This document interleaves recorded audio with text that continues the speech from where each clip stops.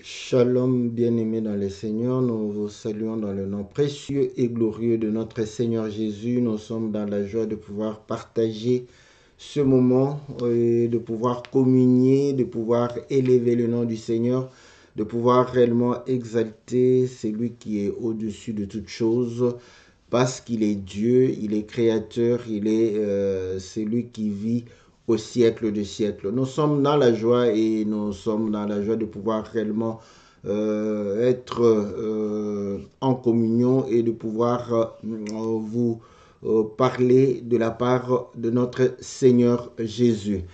Que le Seigneur, créateur du ciel et de la terre, de l'univers visible et invisible, maître des temps et des circonstances, vous soit favorable.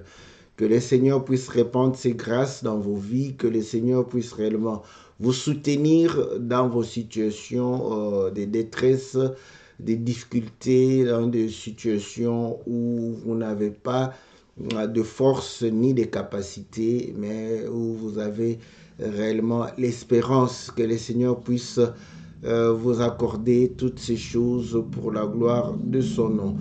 Que Dieu soit béni, que Dieu soit exalté, que Dieu soit loué pour tout ce que réellement il est en train de faire dans la vie de tout un chacun. Que le Seigneur puisse réellement écouter les cris de ceux qui sont en train de pouvoir pleurer. Et nous croyons que Dieu est bon et qu'il est celui qui accomplit ses promesses afin de pouvoir réellement élever son nom dans la vie de tout un chacun de nous. Voilà, bien-aimés, c'est lundi et comme tous les lundis, vous avez votre émission Louons l'Éternel, une émission qui vous est présentée par votre serviteur, le pasteur Philippe Mukenge, une émission qui va pouvoir réellement élever le nom du Seigneur au travers le cantique. Comme vous le savez, nous écoutons les cantiques et nous partageons la parole du Seigneur sur base du cantique. Et tout cela pour nous permettre de pouvoir réellement adorer Dieu et célébrer Dieu en esprit et en vérité, car le Seigneur dit, l'heure est venue où les vrais adorateurs doivent adorer en esprit et en vérité. Et nous croyons que Dieu est esprit. Il faut que nous puissions saisir et comprendre les choses de Dieu spirituellement afin de pouvoir réellement adorer celui que nous connaissons. Parce que si vous adorez celui que vous ne connaissez pas, vous êtes comme ceux qui étaient à l'aréopage, qui avaient fait l'autel pour un Dieu inconnu.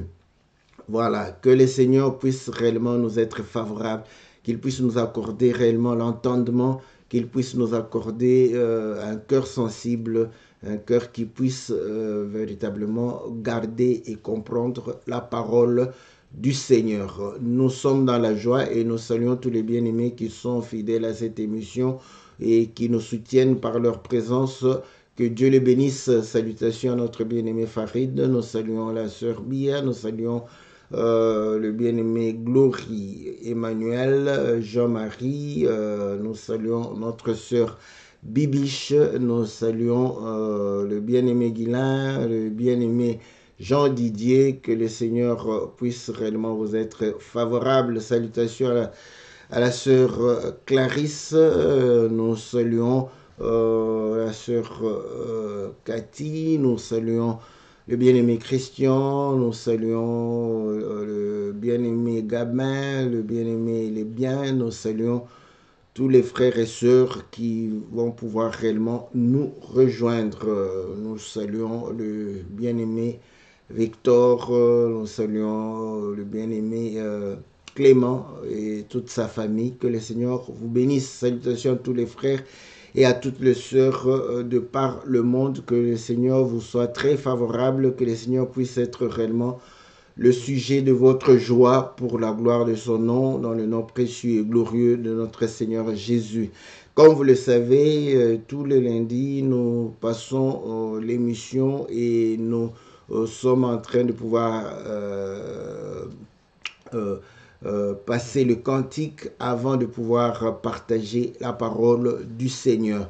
Et aujourd'hui, nous allons nous baser sur le cantique de notre frère Fiston Katawa qui a chanté la consolation, ma consolation, Voilà pourquoi nous avons aussi intitulé le thème d'aujourd'hui, ma consolation. Et comme vous le savez, nous allons suivre le cantique. Après avoir suivi le cantique, nous allons revenir dans notre studio virtuel et pouvoir réellement partager la parole de notre Dieu. Que le Seigneur vous soit très favorable, que le Seigneur vous bénisse. Suivons le cantique et nous allons pouvoir réellement nous retrouver dans quelques instants.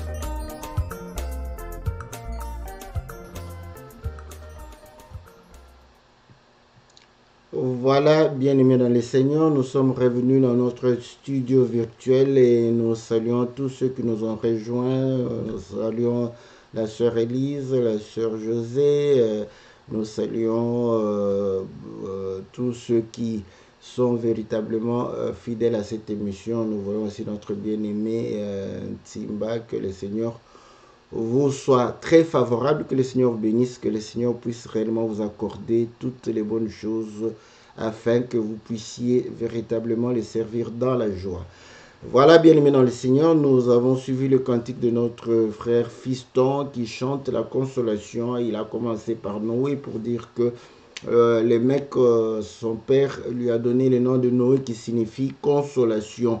Et c'est parce qu'il était réellement dans l'affliction ou dans la souffrance qu'il a voulu avoir la consolation. Et de même, Jacob, lorsque on va lui annoncer la disparition de Joseph, Jacob était affligé et on a essayé de pouvoir le consoler, mais sa consolation ne pouvait que venir lorsqu'il allait voir Joseph. Et lorsqu'il a vu Joseph, c'est là où il a été consolé.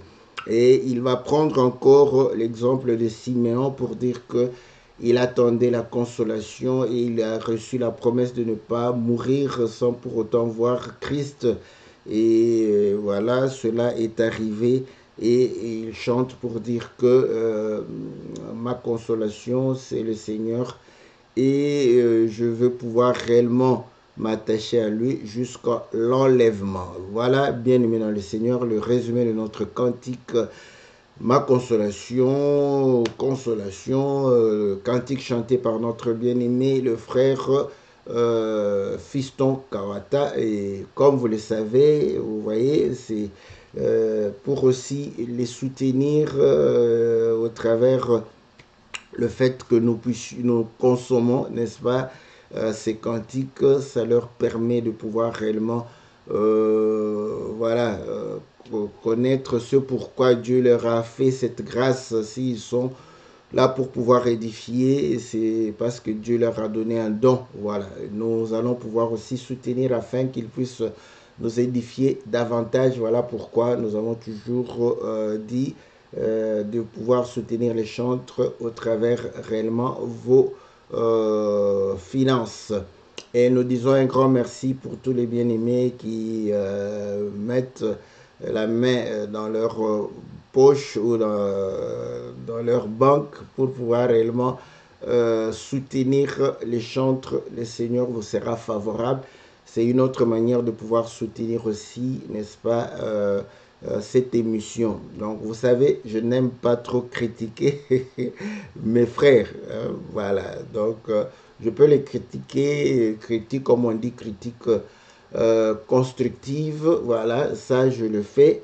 Mais je n'aime pas les critiquer de manière à les décourager parce que ça ne sert à rien. Donc, nous croyons que lorsque quelqu'un se retrouve dans une situation où on devrait lui apporter de la lumière ou des conseils, c'est vraiment pour le pousser à aller de l'avant. Donc voilà pourquoi je dis à mes frères, parce que vous allez voir que chanter, ce n'est pas simplement le fait de pouvoir chanter pour voilà, le plaisir ou arranger les mélodies. Mais cette émission fait découvrir le fait qu'il faudrait aussi, nous avons toujours dit, chanter l'enseignement. Et par rapport à l'enseignement, vous allez voir qu'il y a une très très grande richesse où vous ne pouvez pas manquer des thèmes. Parce que si vous ne chantez pas l'enseignement, vous allez voir que nous pouvons prendre 10 cantiques et en les analysant, vous allez voir que ça se ressemble. Donc, après, vous sentez que, voilà, les gens chantent les mêmes choses. Mais quand vous chantez l'enseignement, vous allez comprendre que le cantique prend, n'est-ce pas, une autre couleur. Même si il y a, parce que l'enseignement n'est pas isolé, mais vous allez comprendre que le cantique peut, voilà, prendre, n'est-ce pas, plusieurs couleurs parce que l'enseignement aussi, c'est un mélange de plusieurs écritures. Voilà, donc on peut aller dans un sens ou dans un autre. On se sent aussi libre quand on explique de pouvoir réellement évoluer dans un sens ou dans un autre. Mais par contre, quand vous chantez votre vie seulement, nous avons assez de difficultés. Vous savez que moi, les cantiques m'inspirent aussi. Donc, m'inspirent pour pouvoir enseigner. Et j'aurai des difficultés de pouvoir, parce que je ne veux pas, le but aussi de cette émission, je ne veux pas avoir ce que j'ai dans ma tête pour pouvoir apporter au peuple.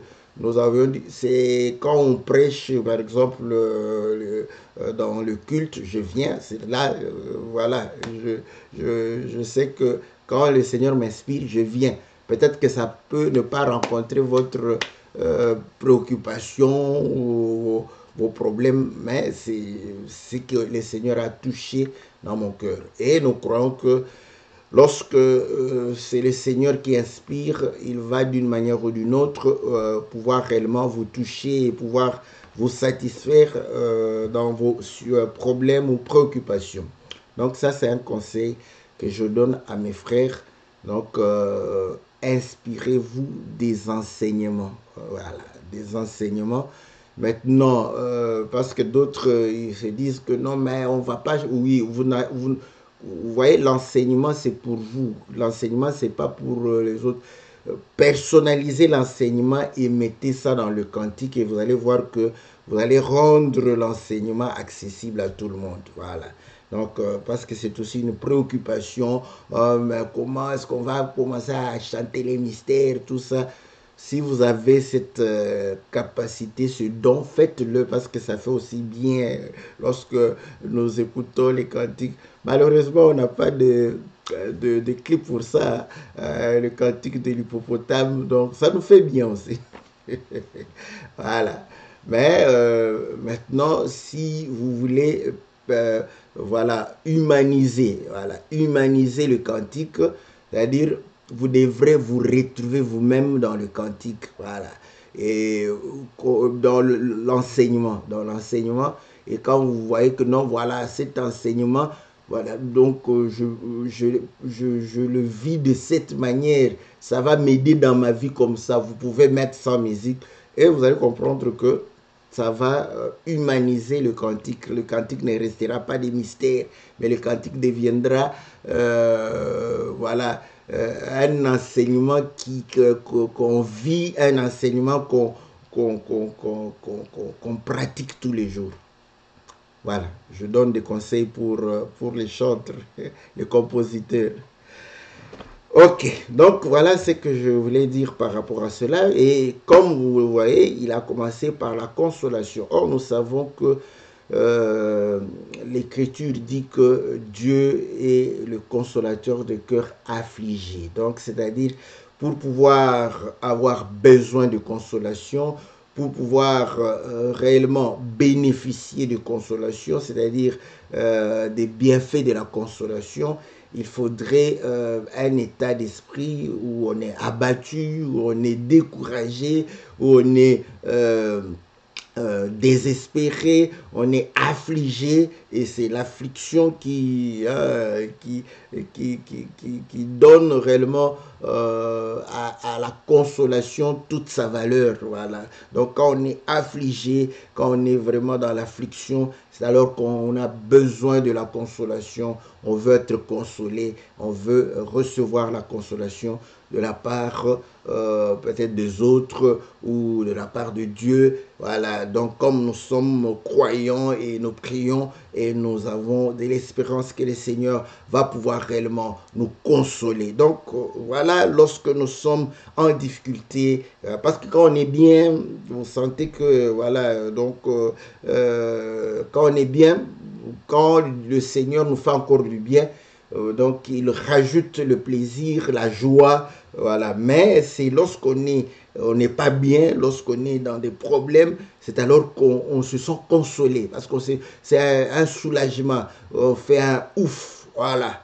Donc il était temps, voilà. Donc c'est dans ce sens-là que nous sommes en train de pouvoir voir l'importance de la consolation. Voilà pourquoi lorsque nous lisons n'est-ce pas, dans le livre de Genèse, parce que c'est par là que le bien-aimé a commencé pour évoquer que nous avons besoin de la consolation, et il va pouvoir parler, n'est-ce pas, de Noé, et que les mecs va pouvoir lui donner ce nom parce que le nom de Noé veut dire consolation. Lisons dans Genèse chapitre 5, nous lisons au verset voilà, au verset 28. Les mecs âgés de 182 ans engendra un fils. Il lui donna le nom de Noé en disant, celui-ci nous consolera de nos fatigues et du travail pénible de nos mains provenant de la terre, de cette terre que l'Éternel a maudite. Donc, vous voyez qu'il était fatigué, qu'il était dans la pénibilité, donc dans une situation pénible. Donc il s'est dit non, on a besoin d'être consolé, on a besoin de pouvoir réellement respirer, on a besoin de se sentir bien, voilà, donc de pouvoir jouir un peu de repos, parce que vous allez comprendre ici que la consolation sera synonyme de repos, parce que quand tu es fatigué, c'est le repos qui va te consoler.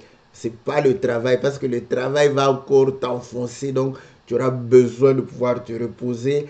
Tu auras besoin de pouvoir te détendre. Voilà, tu as besoin de pouvoir aérer, n'est-ce pas, ton esprit. Donc, ici, il va donner le nom, n'est-ce pas, à Noé, à son fils de Noé, et il dira, celui-ci va nous consoler. Voilà. Donc, et lorsqu'il va pouvoir évoquer Joseph, n'est-ce pas? Nous sommes dans le livre de Genèse chapitre 37. Et là, je commence au verset 33. Jacob l'a reconnu. Donc on va envoyer à Jacob la tunique de Joseph qui avait le sang, n'est-ce pas, de bouc. Je ne veux pas aller dans toutes ces explications là-bas. Et dit, c'est la tunique de mon fils. Une bête féroce l'a dévoré. Joseph a été mis en pièces. Et il déchira ses vêtements et il mit un sac sur ses reins et il porta longtemps le deuil de son fils. Et tous ses fils et toutes ses filles vinrent pour le consoler, mais il ne voulut recevoir aucune consolation. Il disait, c'est en pleurant que je descendrai vers mon fils au séjour de mort, et il pleurait son fils. Donc, c'est ici où nous allons comprendre que nous lisons l'écriture en français et nous allons lire l'écriture dans notre langue. Dans notre langue, bon, je peux dire aussi maternelle. Hein? Voilà, parce que bon, dans notre langue, on a lu en français. Donc en français, il était affligé. Il va porter le sac. On dit, il va porter le sac et il va porter le deuil longtemps.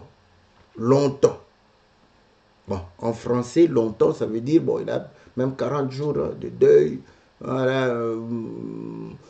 Il a fait combien? Peut-être une année de deuil. Voilà, après, il est passé à autre chose. Ça, c'est en français. Mais longtemps ici, vous allez comprendre que c'est longtemps, vraiment. Vraiment longtemps. De telle manière, écoutez, c'est que il va pouvoir dire dans Genèse chapitre 45, Genèse chapitre 45, nous lisons dans le livre de Genèse chapitre 45, voilà, je vais lire quel verset, donc je commence au verset 26. Ils lui dirent, Joseph vit encore, et même c'est lui qui gouverne tout le pays d'Égypte. Mais le cœur de Jacob resta froid parce qu'il ne le croyait pas. Ils lui rapportèrent toutes les paroles que Joseph leur avait dites et il vit les chars que Joseph avait envoyés pour le transporter.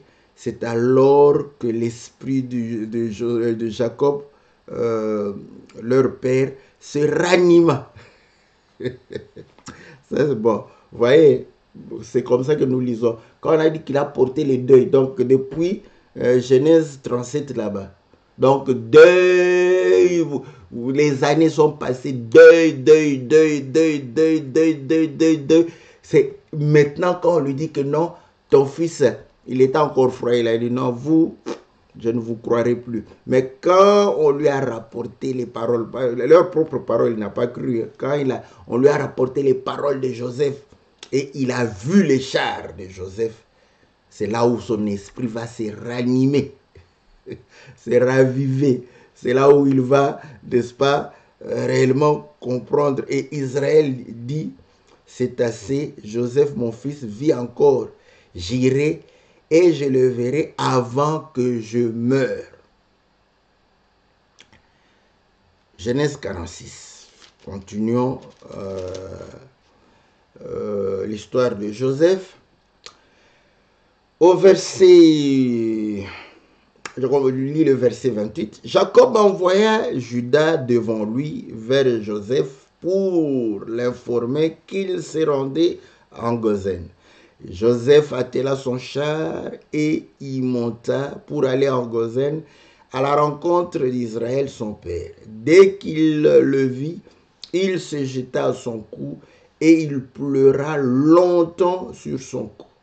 Israël dit à Joseph que je meurs maintenant puisque j'ai vu ton visage et que tu vis encore. Alléluia. Voilà, il a été consolé. Il a été consolé. Il a dit maintenant, voilà, ma vie a un sens. Je peux m'en aller. Ça, c'est bon. Hein? J'aime les choses comme ça. Donc, nous avons vu chez Noé, consolation était synonyme de repos, n'est-ce pas? Parce que c'est la fatigue, le travail. Donc, consolation synonyme de repos. Ici, nous voyons la consolation, c'est de retrouver le fils. C'est ça la consolation. Parce que le fils qui était perdu a amené la perte du fils, a amené l'affliction. Et pour être consolé, il fallait retrouver le fils. Donc nous comprenons que Jacob nous donne la définition que voilà, si je revois le fils. Et quand il a dit, voilà, il dit maintenant je peux mourir. Donc il pleurait, il dit je veux pleurer comme ça, c'est comme ça que je veux pleurer. Et je vais descendre, n'est-ce pas, rejoindre mon fils en pleurant.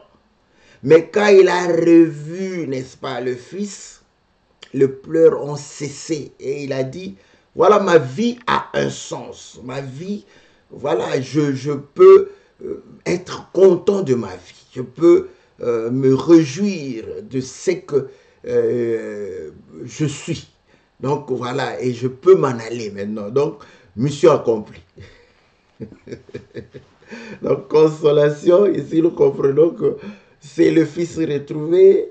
La consolation ici, c'est la sensation d'avoir accompli, n'est-ce pas, sa mission. Voilà. Donc, quand vous accomplissez une mission, vous êtes aussi consolé. Quand on vous demande, voilà, faites ceci, en le faisant, vous pouvez avoir, n'est-ce pas, des stress, tout ça. Dès que vous avez fini votre mission, le travail qu'on vous a assigné, vous allez comprendre qu'il y a un soulagement. Vous êtes consolé. Voilà. Donc, c'est ça la consolation aussi. Nous parlons français un peu aussi, la langue maternelle. Retenons ça parce que, comme on le dit, parfois la révélation ne demande pas de pouvoir monter. Non, non, non. La révélation est aussi dans des choses assez simples. Voilà. Donc, prenons l'écriture de Siméon. Siméon, parce qu'il a évoqué aussi Siméon. Voilà les 3 témoins qu'il a évoqués. Il a fait le principe de témoignage de 2 ou de 3 est vrai. Donc, on peut prendre beaucoup, hein, mais je suis aussi, c'est que le frère a donné lui-même dans le cantique. Nous sommes dans Luc chapitre 2 au verset 25 et on dit ceci. Et voici, il y avait à Jérusalem un homme appelé Siméon. Cet homme était juste et pieux. Il attendait la consolation d'Israël et l'Esprit Saint était sur lui. Il avait été divinement averti par le Saint-Esprit qu'il ne mourrait point avant d'avoir vu le Christ du Seigneur. Il vint au temple poussé par l'Esprit et comme les parents apportaient le petit enfant Jésus pour accomplir à son égard ce qu'ordonnait la loi, il le reçut dans ses bras, bénit Dieu et dit, « Maintenant, Seigneur, tu laisses ton serviteur s'en aller en paix selon ta parole, car mes yeux ont vu ton salut. » Voilà. Donc ici, vous allez comprendre que la consolation d'Israël, parce qu'il faisait partie d'Israël, il avait besoin d'être consolé. Donc la consolation lui-même démontre, c'est le salut. Donc quand il a vu le salut, il a dit, maintenant que j'ai vu ton salut, je suis consolé. Je peux m'en aller en paix. Voilà nos 3 témoins. Voilà.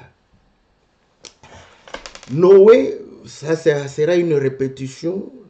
Noé va dire que nous serons consolés par cet enfant parce que nous sommes fatigués du travail pénible provenant de la terre que l'Éternel a maudite.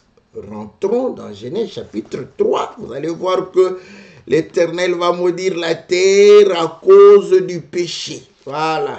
Donc, nous sommes dans Genèse chapitre 3. Genèse chapitre 3 au verset 17, il dit à l'homme, puisque tu as écouté la voix de ta femme et que tu as mangé de l'arbre au sujet duquel je t'avais donné cet ordre, tu n'en mangeras point, le sol sera maudit à cause de toi, c'est à force de peine que tu en tireras ta nourriture tous les jours de ta vie. Donc nous comprenons que auparavant, Dieu planta le jardin et mit l'homme pour cultiver. Et l'homme ne se fatiguait pas du travail. Maintenant que l'homme a péché, le Seigneur va maudire la terre. Il va dire, maintenant tu vas manger à la sueur de ton front. C'est là où nous disons que lorsque nous restons en train de pouvoir faire une analyse syntaxique, une analyse grammaticale, vous allez comprendre que nous allons trouver que ça c'est une mauvaise chose. Ce n'est pas une mauvaise chose, n'est-ce pas? Parce que vous allez comprendre que la mort était entrée. Et c'est là où nous disons, la lecture que nous faisons une lecture différemment. Parce que quand nous voyons Adam, si vous voyez directement, vous ne pouvez que voir l'aspect négatif de cette écriture. Pourquoi? Parce que vous dites, voilà, la terre est maudite, maintenant je vais souffrir, je souffre, je travaille. Voilà pourquoi le travail, je vous dis, aucun travail n'est facile. Parce que beaucoup de gens croient que le travail, il y a des travaux faciles. Il n'y en a pas. Sinon, l'écriture ici sera une écriture qu'on va barrer dans la Bible de certains. Même si on vous dit, ouvre la porte seulement pour les gens qui vont entrer. Tu vas te fatiguer de ça. Tu vas te fatiguer du fait de pouvoir ouvrir. Et quand tu n'es pas assez fort moralement ou tu n'as pas, n'est-ce pas, la foi en Christ Jésus, tu vas commencer à devenir nerveux et tu vas commencer à pouvoir manifester ta nervosité par rapport aux gens qui vont entrer, aux visiteurs, à ceux qui viennent à l'endroit où on t'a placé pour pouvoir ouvrir et fermer la porte. Donc, on peut te dire aussi, justement, ton travail, c'est de pouvoir sourire quand les gens viennent. C'est simplement ça, pour leur mettre dans une bonne ambiance. Tu crois que c'est facile. Tu vas comprendre que sourire, c'est difficile. Et Dieu va faire en sorte que tu viennes dans ce travail avec des problèmes dans ta maison là. Tu es incapable de pouvoir sourire. tu fais comme ça ne se voit pas. Et tu trouves que, mais simple sourire comme ça, un problème. Est-ce que vous comprenez? Parce que l'écriture est claire, le travail devient pénible. Auparavant, dans le jardin d'Éden, pas de pénibilité. Vous voyez, les blancs, ils sont magnifiques. Ils apprennent les gens à faire le sourire même quand ils sont fâchés. Ils vous disent cheese. Quand vous voyez, ils ont compris que non, c'était difficile. On doit apprendre. Et les gens, vous voyez, les gens disent, quand je donne ces exemples, parfois ils se disent, non, je n'exagère pas. Il y a des écoles. Voilà pourquoi, quand vous ne comprenez pas que les gens qui doivent se spécialiser dans tous les domaines possibles. Il y a des gens spécialisés pour apprendre aux autres à sourire. Parce qu'ils savent que l'homme ne peut pas sourire à tout moment. Mais tu es le travail, on te dit, tu dois sourire à tout moment. Toi, tu es là, tu te dis, oh, c'est facile, on me dit seulement de sourire. Tu arrives là-bas incapable de sourire. Et tu t'énerves du sourire. Voilà pourquoi, quand ils apprennent, ils disent, cheese, fais cheese. Donc, là, cheese. Tu crois que non, l'homme est content ou la femme est contente. Non, tu ne sais pas ce qui se passe dans son cœur. Mais son travail, c'est de pouvoir te sourire afin de te mettre à l'aise et de pouvoir tirer de toi, n'est-ce pas, tous les profits qu'ils peuvent pouvoir réellement tirer de toi. Donc, vous allez comprendre que lorsque nous voyons ces choses par rapport à nous, c'est comme ça que nous voyons la difficulté. Jean chapitre 5, verset 39, ça, ce sont des écritures qui passent dans toutes nos exhortations, dans toutes nos prédications, dans tous nos enseignements, dans tout ce que nous faisons. Ça, c'est une écriture que je peux utiliser chaque jour. Vous sondez les écritures, croyant trouver en elles la vérité. Ce sont elles qui rendent témoignage de moi. Voilà. Et encore, dans le livre de 1 Corinthiens chapitre 15, on démontre que nous avons deux Adams, le premier et le second. Et le livre de Romains démontre que Adam le premier était la préfiguration, n'est-ce pas, d'Adam le second. Donc, Adam parle premièrement, je dis bien premièrement, du second Adam, qui n'est pas toi. Vous voyez, c'est comme ça qu'il faut faire d'abord la lecture. Parce que la Bible dit Abraham ne nous connaissait pas. Hein? Parce que quand je veux dire que Dieu ne te connaissait pas là, oh, comment Dieu ne me connaissait pas? Non, bon. Voilà, je ne vais pas aller dans ce sens-là. Donc, quand l'écriture est là, c'est par rapport à Christ. Donc, maintenant, prenons Christ, parce que c'est lui, Adam, c'est la préfiguration du second Adam. Maintenant, la terre est maudite.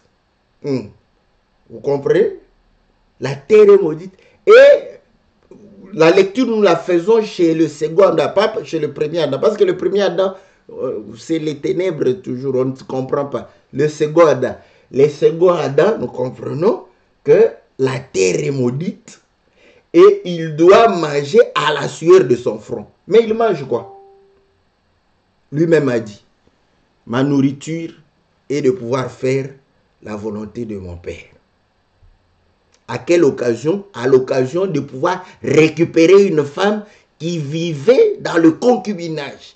Une femme qui vivait, n'est-ce pas, dans le copinage. Une femme moderne. Oh non, mais comment vous, qu'est-ce que vous croyez? C'est normal, il faut vivre dans le copinage, c'est normal. Voilà. Donc, vous comprenez?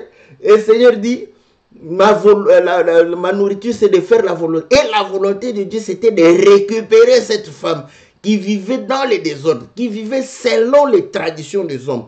Parce qu'elle s'est fatiguée de se conformer aux règles de la société, à la loi de notre Dieu. Donc, vous allez comprendre que elle s'est mariée 5 fois. Elle s'est fatiguée. Bon, on peut comprendre. 5 maris, nous ne savons pas. L'écriture ne dit rien. Décédé ou pas, divorcé ou... Bon, 5, prenons un divorce. 5 divorces. Toi-même, tu dois te fatiguer aussi pour dire, oh là là. C'est comme ça que vous voyez pourquoi en Europe, beaucoup ne s'engagent plus dans le mariage à cause des divorces. Ils sont fatigués. Les divorces fatiguent. Ça te fatigue moralement, ça fatigue ta poche, ça fatigue. Ils ont compris, ils ont dit, oh là là, créons le Pax, n'est-ce pas? Une cohabitation à l'amiable. Comme ça, quand on veut se séparer, on se sépare tranquillement. Ça a commencé avec cette femme samaritaine, ça n'a pas commencé aujourd'hui. Cette femme était fatiguée, 5 maris. Donc, maintenant, si ce sont les décès, certaines, bon, elle peut se dire, oh là là, je suis maudite. Donc, si je m'engage, l'homme mourra. Bon, j'ai le droit, ne me dites pas, c'est pas écrit, mais on sait qu'elle était la femme de 5. Or, selon la loi, pour devenir la femme de plusieurs hommes, c'est soit par divorce, soit par, tu passes par le veuvage. Dans Matthieu chapitre, je crois, 22, nous avons l'exemple des Sadducéens qui ont démontré qu'une femme est devenue la femme de 7 frères par le fait d'être veuve de chacun d'eux. Donc il y a une écriture. Et Deutéronome chapitre, je crois, 22, si je ne me trompe pas, démontre que quand tu donnes la lettre de divorce à ta femme, elle peut devenir la femme de quelqu'un d'autre. Maintenant, arrivé là-bas, l'écriture démontre aussi, l'autre, s'il est fatigué, il va aussi lui donner une lettre de divorce. Maintenant, le problème, comme on comprend que arrivé là-bas, elle peut encore être chassée, mais elle ne peut plus revenir au premier mari. Donc, la possibilité c'est dans les Écritures. Donc, vous allez me laisser cette liberté de vaguer dans ces autres témoins-là. Donc, vous allez comprendre que cette femme, n'est-ce pas, était réellement en train de vivre selon les mœurs du moment, selon le train. Donc voilà, le copinage, comme en Europe, c'est comme ça, c'est facile. Hein? Vous allez voir, vous prêchez au nom. Vous voyez, le copinage, c'est diabolique. Vous irez en enfer, les gens sont là. Je dis, l'amour commence comment? Donc, vous te posez, comment ça commence comment? Dis-nous, ça commence comment? Vous posez cette question, lis comment l'amour d'Adam et d'Ève a commencé. Simple comme bonjour papa, bonjour maman. Lis simplement, parce que tu sais lire le français, lis. Si tu vas voir que ça a commencé par le copinage, le concubinage pour arriver à la concrétisation. Ça voilà. Donc, la volonté du Seigneur, c'est de pouvoir, la nourriture, c'est de faire la volonté, d'enseigner, de pouvoir ramener cette femme auprès du Seigneur. Hébreu, je crois, chapitre, je ne sais pas si c'est 12, on dit que Christ est le consommateur de notre foi. Voilà. Donc, il mange. Oui, il mange. Tu mangeras à la sueur de ton front. Il mange. Il mange quoi? La foi. La volonté de Dieu, c'est de récupérer, n'est-ce pas, ceux qui ont été perdus, de revenir dans la maison. C'est ça, sa nourriture. Bon, pour récupérer, pour, voilà, agréer la foi, il doit travailler. On comprend que la terre qu'il doit travailler, ce sont les gens qui sont éloignés de Dieu, les gens qui vivent selon le train de ce monde, n'est-ce pas, que lui doit ramener à la parole de Dieu, qu'il doit ramener devant la face de Dieu et pouvoir réellement produire, n'est-ce pas, les œuvres de la foi afin de pouvoir consommer leur foi. Mais il va suer. Où est-ce qu'on l'a vu suer? Parce qu'il fallait qu'on voie. Vous allez voir au mont Gethsémani, la Bible démontre que Jésus a sué. Voilà. Parce que l'œuvre de la croix nous ramène devant la face de Dieu, nous ramène dans les choses de Dieu. Et Jésus a sué pour cela. Vous comprenez? Parce qu'il devrait tirer. Matthieu chapitre 13 nous démontre que la terre, lui, un semeur, parce qu'il est un semeur, il doit s'aimer et récolter. La terre doit être travaillée. Cette terre-là, ce sont des hommes. Ouais, vous comprenez? À la sueur. Et la sueur du Seigneur était comme des grumeaux de sang. Donc nous comprenons que c'est par le sacrifice qu'il va pouvoir réellement tirer de la terre la nourriture, la volonté de Dieu, qui est la volonté, la foi. Voilà. Donc c'est par le sacrifice du Seigneur que nous sommes devenus fertiles pour pouvoir manifester la foi, pour pouvoir manifester la volonté de Dieu. Et ainsi, cette volonté va s'accomplir en nous. Que ta volonté soit faite sur la terre où l'homme a dû tuer, travailler et a pris les épines, parce qu'il a l'écriture dit que cette terre va porter des épines. Et nous avons vu que pour que la terre porte maintenant la volonté de Dieu, manifeste la volonté de Dieu et la foi, il fallait que lui prenne ses épines et porte. Et nous avons vu les épines sur sa tête.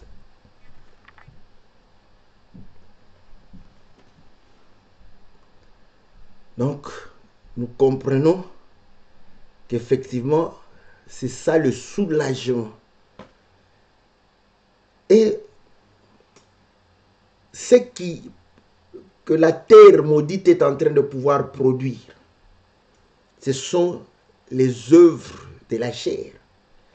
Voilà pourquoi la consolation, tu cherches la consolation. Bon, je sais que bon, toi tu aimes bien, comme tu souffres, tu n'as pas mangé 3 jours. Ta consolation, c'est de pouvoir manger la baguette de Paris. Quand tu vas manger la baguette de Paris, là, tu es consolé. Et tu vas même témoigner. C'est pas mauvais de témoigner. Oui, quand tu n'as pas mangé 3 jours, tu as cherché, et tu as mangé la baguette de Paris. Tu peux témoigner. Ah, Dieu est bon. Dieu m'a donné vraiment la baguette de Paris. J'ai mangé, je me suis rassasié. J'ai été consolé. Voilà. Ou tu cherches une femme, tu ne trouves pas, tu ne te maries pas, celle-ci te déçoit, celle-l'autre, voilà. Lorsque tu vas te marier, tu es consolé pour un petit temps. Vous voyez que avec 1 Corinthiens chapitre 7, c'est difficile de dire que le mariage c'est une consolation. Parce que Paul dit que vous allez avoir des tribulations. Or, nous savons que des tribulations, ça mène l'affliction, ça mène, n'est-ce pas, les amertumes, ça mène, n'est-ce pas, le désespoir, le mécontentement. Donc, bon, les gens sont soulagés avec ça. Bon, c'est pas grave. Donc, au moins, ça a soulagé l'état de célibat. On était célibataire, mais on s'est marié, on est soulagé. Voilà, on est soulagé d'avoir été célibataire, maintenant on est marié. Voilà. Mais cette consolation, n'est-ce pas, amène aussi des problèmes. Voilà. Voilà pourquoi vous allez comprendre que Jacob sait que dès que je suis consolé, la consolation m'amène dans la paix, je vais m'en aller en paix. Et le Père va pouvoir être consolé par le Fils. Écoutez, Joseph, n'est-ce pas, va pouvoir réellement dire ceci, que je ne pourrais être consolé que en voyant le Fils. Or, nous comprenons que le Fils, n'est-ce pas, est mort. Bon, selon quelqu'un va dire, mais il n'est pas mort. Il est mort. Sinon, il n'allait pas faire le deuil. C'est bon. J'aime ces choses. Nous savons qu'il n'est pas mort, mais lui, il savait que son fils est mort. Il a fait le deuil. Mais, il a fait le deuil et il a porté le deuil jusqu'à ce qu'il a vu le fils. Donc, par là, nous comprenons que la mort a apporté l'affliction. La vie a apporté la consolation. Maintenant, vous allez comprendre que le Fils qui était mort est revenu à la vie. En d'autres termes, en français, le Fils qui était mort et ressuscité d'entre les morts. Alléluia. Nous aimons ça. Voilà. Voilà pourquoi 1 Corinthiens chapitre 15 nous dit, si Christ n'était pas ressuscité d'entre les morts, notre foi serait vaine. Donc nous comprenons que la résurrection du Fils donne un sens à la foi que nous avons. Or, la foi que nous avons, Jean chapitre 3 verset 16 dit que car Dieu a tant aimé le monde qu'il a donné son Fils afin que quiconque croit en lui ne périsse point, mais qu'il ait la vie. Donc la foi nous donne la vie. Est-ce qu'on se comprend? Et c'est là où vous allez comprendre que Jacob, n'est-ce pas, en perdant le Fils, je prends Jacob seulement, donc Jacob en perdant le Fils, c'est comme si sa vie n'avait plus de sens. Le sens de la vie, c'est le Fils. Voilà pourquoi vous allez comprendre qu'un homme qui se marie et qui meurt sans enfant, la Bible dit qu'il faut lui susciter une postérité qui va porter son nom. Parce que si tu meurs sans enfant, ton nom va disparaître. Et là, les gens qui n'ont pas d'enfants vont pouvoir encore être affligés. Ne vous affligez pas parce que ce ne sont pas les enfants physiques. C'est parce que les enfants physiques aussi nous amènent tu as deux ou trois enfants, 2, 3 beaux garçons, des impudiques à outrance, des bandits, des escrocs. On va voir si tu auras la paix. Si tu auras la paix. Donc, n'envie rien, n'est-ce pas? Nous sommes en train de parler des choses spirituelles. Voilà pourquoi nous disons ce langage, il faut utiliser, n'est-ce pas? C'est spirituellement qu'il faut en juger. Si tu en juges naturellement comme ça, tu vas encore entrer dans des afflictions. Oh, moi, je n'ai pas d'enfant, mon nom va disparaître. Toi, tu crois que quand je mourrai ici, vous allez vous souvenir encore de moi? Bon, ceux qui vont encore regarder mes vidéos pourront se souvenir de moi. Mais sinon, je vais disparaître et aller dans les oubliettes. Bon, même si vous m'oubliez, mais Dieu ne va pas m'oublier, c'est ça l'essentiel. Vous allez comprendre que c'est le Fils, n'est-ce pas, qui fait que le nom puisse réellement rester. Donc, prenons, je meurs, mais mon nom reste. Mais c'est moi qui porte mon nom. Le nom, ce n'est pas seulement le nom comme ça, ce ne sont pas les lettres. Le nom, c'est moi. Le toi, le vrai toi, tu as un nom. Voilà pourquoi beaucoup ont des noms qu'ils ne connaissent même pas. Dieu les connaît par ce nom-là. Parfois on chante, tu me connais par mon nom, moi aussi je te connais. Lui, il croit qu'on le connaît par le nom de Philippe. Bon, il y a combien de Philippe? Dieu te connaît par le nom de Philippe. Donc il y a un nom qui est toi. C'est là où Dieu te reconnaît par ce nom-là. Donc ton nom reste. Donc tu vis. C'est là où vous allez comprendre que le Seigneur définit le Fils comme la résurrection. Ouais. Donc c'est lui qui est mort et est revenu à la vie. Or, qui va ressusciter d'entre les morts? C'est lui qui avait la vie. Voilà pourquoi le Seigneur dit, n'est-ce pas? C'est lui qui croit en moi, parce que lui, il est la vie. Ne mourra pas. Même s'il meurt, il vivra. Le sens de notre vie, c'est ça. C'est le Fils. C'est la vie. C'est le Seigneur. Voilà pourquoi quand tu as le Seigneur, tu es consolé. Parce que la mort, c'est une affliction. On a peur de la mort. Ne vous en faites pas. Mais avec le Fils, tu peux déclarer comme Jacob, je peux m'en aller en paix. Et quand tu mourras, là, ils ont le droit de mettre repose en paix. Parce que parfois, quand vous écrivez repose en paix, beaucoup de gens ne reposeront pas en paix. Malgré, vous voyez, on a essayé de consoler Jacob, mais il n'a reçu aucune consolation de la part des hommes. Donc, le repose en paix, là, des hommes ne te donnera pas la paix là-bas. C'est un simple souhait comme bonne année, comme bonjour. On te souhaite bonjour, mais le jour là, on te tabasse, tu pars, tu perds ton travail, tu pars là-bas, tu fais un accident. Mais on t'a souhaité, tout le monde t'a souhaité bonjour le matin quand tu les as rencontrés. Bonjour, bonjour, bonjour. Mais le jour va être où tu vas avoir des peines. Donc c'est la même chose. Ils vont écrire repose en paix. Avec une croix, on met là-bas, repose en paix. Et tu crois que, là où les gens croient que tu vas te reposer. C'est pourquoi quand quelqu'un meurt, même s'il était bandit, on a peur de dire qu'il était bandit. On commence à donner les bons aspects de l'homme.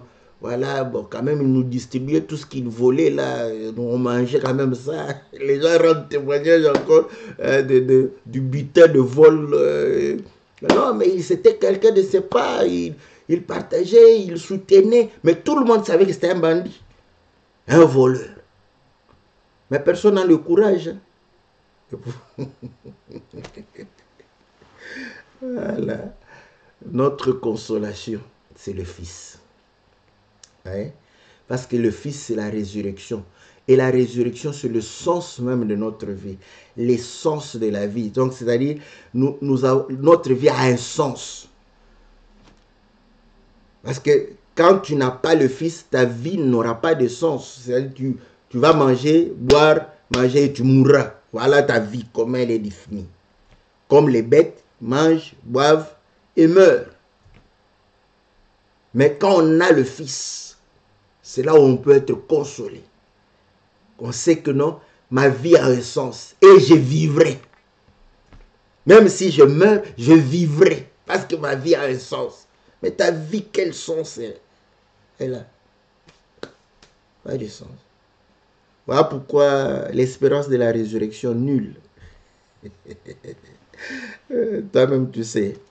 Donc, et on voit Siméon qui va pouvoir réellement prendre, il dit, voilà, je suis consolé parce que j'ai vu le salut. Le salut doit être une consolation pour nous. Voilà pourquoi l'espérance du salut doit être une consolation. 1 Thessaloniciens chapitre 4 le démontre, car il démontre que quand nous pleurons ceux qui sont morts, que nous ne puissions pas pleurer comme les païens. Oh Seigneur, qu'est-ce que tu m'as fait? Oh Seigneur, on ne s'est pas entendu comme ça. Seigneur, toi tu t'es entendu avec le Seigneur quand et où? Comment? Quels sont les deals que vous avez fait avec le Seigneur? Parce que maintenant c'est toujours ça. Aucun deal, aucun compromis avec le Seigneur. Mais quand tu es devant, tu commences à pleurer. Oh Seigneur, pourquoi tu m'as fait? Il t'a fait quoi? Il t'a rien fait. Parce que il t'a rien promis. Tu ne lui as rien promis. Donc, rien du tout. Bon, qu'est-ce que vous vous êtes dit avec le Seigneur? Que tu mourras à 90 ans. Voilà. Donc, vous allez comprendre une chose. Que le salut doit être réellement, n'est-ce pas, notre espérance. Voilà pourquoi elle dit que ceux qui meurent comme ça, en Christ, ils vont ressusciter. Et nous aussi, nous allons ressusciter, changer pour pouvoir aller à la rencontre du Seigneur. Voilà ce qui va nous consoler. Nous devons nous consoler avec ces paroles. Les paroles. Voilà pourquoi elle dit que je vais m'attacher à cela jusqu'à l'enlèvement. Parce que c'est ça notre consolation. Que le Seigneur va revenir nous prendre. Bon, je ne vais pas rentrer chez Joseph encore parce qu'il y avait beaucoup d'histoires là-bas. Bon, je ne veux pas me perdre. C'est pas très souvent le cas de pouvoir parler comme un docteur. Voilà. Donc, vous comprenez que le salut doit être réellement notre consolation. Quand tu as le salut, tu dois être consolé. Consolé par rapport à toute la situation que tu peux vivre. Parce que tout ce que tu vis est aussi par rapport à pouvoir manifester l'espérance du salut que tu as. Quand tu souffres, tu te prostitues. Donc on comprend que l'espérance du salut, nulle. Quand tu souffres, tu vas pouvoir réellement aller voler, espérance du salut, nulle. quand on te critique, tu pars te bagarrer là-bas, on comprend que espérance du salut, nulle. Voilà, quand tu es à la maison, tu es triste. Quand tu es dans des boîtes de nuit, tu es tout content. Espérance du salut, nulle. Donc, on comprend que toi, tu ne peux pas te consoler, n'est-ce pas, avec cette espérance du salut. Mais ceux qui sont de Dieu se consolent parce qu'ils savent que ils ont l'espérance du salut. Le salut leur a été accordé. Nous avons vu, n'est-ce pas, le Seigneur. Nous avons vu le visage de Joseph, n'est-ce pas. Nous pouvons aller en paix parce que nous savons que voilà, nous irons en paix. Donc, notre avenir, le siècle à venir est un siècle de paix pour nous. Voilà, que le Seigneur nous soit favorable, que le Seigneur vous bénisse. N'oubliez pas, n'est-ce pas, de soutenir. N'ayez pas honte d'envoyer 10 euros, 5 euros, parce que beaucoup de gens ont honte comme ça. Ils vont envoyer 5 euros. Mais si vous êtes à 100 à envoyer 5 euros, vous voyez déjà le montant que ça va faire. Envoyez-le, n'est-ce pas? Je rends grâce à Dieu. Même mon ami Kadir là-bas, il m'envoie l'argent, ouais, pour soutenir. Et il nous soutient aussi au travers la mobilisation. Que le Seigneur le bénisse, que le Seigneur lui soit très favorable. On se retrouve mercredi, n'est-ce pas, pour votre émission Que la Bible parle. Et le lundi prochain, nous allons pouvoir nous retrouver pour l'émission Louons l'Éternel. Que le Seigneur vous soit très très favorable, qu'il vous bénisse de toutes les bénédictions et qu'il soit votre consolation dans le nom puissant et glorieux de notre Seigneur Jésus. Amen.